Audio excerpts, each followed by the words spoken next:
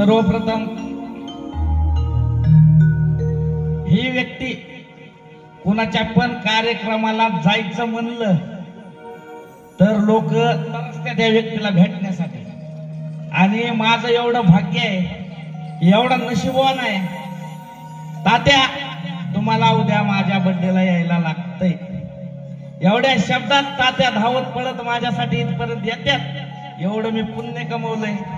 मला पैसा पाण्याचं देणं घेणं नाही, मला या सगळ्या मित्रांचं जे प्रेम आहे त्याच्यामुळे आज मी टॉपला आहे आणि तुमच्या प्रेमामुळेच मी टॉपला राहणार।